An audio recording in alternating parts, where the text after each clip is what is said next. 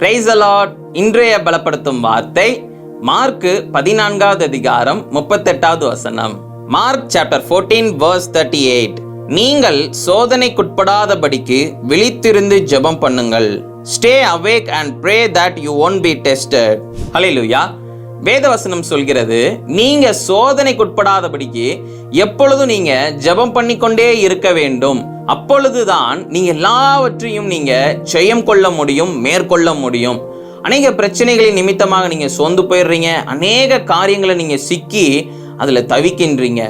இன்றைக்கு நீங்க வேத வசனத்தின் மூலமாக ஒரு காரியத்தை நீங்க அறிந்து கொள்ள வேண்டும். நீங்க எப்பொழுதும் நீங்க ஜெபிக்கிறவங்களாக நீங்க இருந்தீங்கன்னா எல்லா பிரச்சனைகளை மேற்கொள்ளவும் எல்லா பிரச்சனைகளையும் ஜெயிக்கவும் இயேசு உங்களுக்கு அந்த ஒரு வல்லமையை தருவார். அவர் உங்களுக்கு பாதைகளை காட்டுவார். அப்ப நீங்க எப்பொழுதும் விழித்திருந்து ஜெபித்து கொண்டே இருக்கணும்.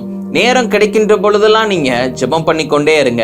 ஒரு புதிய அபிஷேகத்தை பெற்றுக்கொள்ளுங்க, ஞானத்தை பெற்றுக்கொள்ளுங்க. இயேசு உங்களுக்கு கிருபையாக உங்களுக்கு கற்றுத்தருவார், பாதைகளை காட்டுவார், பாதைகளை செவ்வையாக்குவார், எல்லாவற்றையும் ஜெயிக்கிற அந்த வல்லமை உங்களுக்கு கொடுப்பார். நாம எல்லாரும் கண்களை மூடி ஜெபிக்கலாம். எங்களை நேசிக்கிற நல்ல தகப்பனே, இயேசுப்பா, பிள்ளைங்க எல்லாரும் இந்த நாள்ல விழித்திருந்து ஜெபிக்க தங்களை அர்ப்பணித்திருக்கிறாங்க. நீங்க பிள்ளைங்களோட பேசுங்க, பிள்ளைங்களை பலப்படுத்துங்க, ஒரு புதிய அபிஷேகத்தையும் வல்லமையும் கொடுங்க.